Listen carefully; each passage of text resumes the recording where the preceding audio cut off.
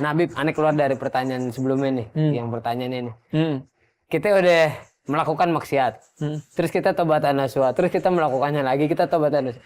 Tobat kita diterima nggak sih, Bib? Aneh mau nanya itu tuh. Iya. Selama tobatnya itu tidak dijadikan sebagai main-main, itu sampai kapanpun tobat kita diterima oleh Allah Subhanahu wa Ta'ala.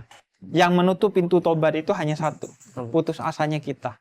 Putus asa gitu. Kata Allah dalam Al-Quran, wahai orang-orang yang berlebihan dalam berbuat dosa, silahkan kamu minta ampun. Saya tetap akan kasih kamu ampun.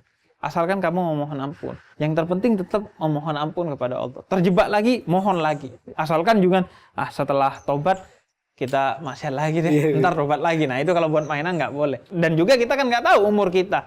Iya. Jangan-jangan nanti pas lagi maksiat matinya, su'ul khotimah. Mati dalam keadaan buruk kan. Payah nanti hidup kita di akhirat.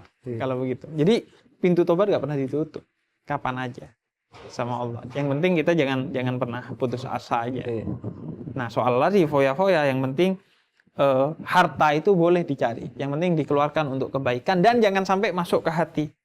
Zuhud tuh. Harta itu jangan sampai masuk ke hati, biar sampai tangan aja, kata Imam Malik. Kalau ke hati kan harta banyak sampai masuk ke hati, akhirnya hati kita sombong. Hati kita condong pada dunia dan lain sebagainya.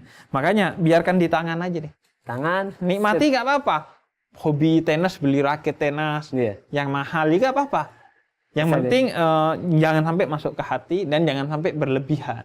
Karena ziyadah itu berlebihan dalam segala hal itu nggak boleh. Nggak boleh berlebihan dalam segala hal. Bahkan dalam ibadah pun berlebihan itu nggak boleh.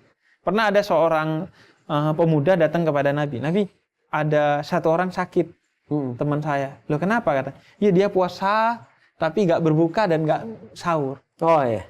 Hanya asam lambung dijenguk sama Nabi. Tapi jangan berlebihan dalam ibadah. Saya ini seorang Nabi dan Rasul, tapi ketika saya berpuasa, saya mengawali dengan sahur dan menutup dengan berbuka. Dalam ibadah aja gak boleh, apalagi dalam hal-hal yang sifatnya dunia.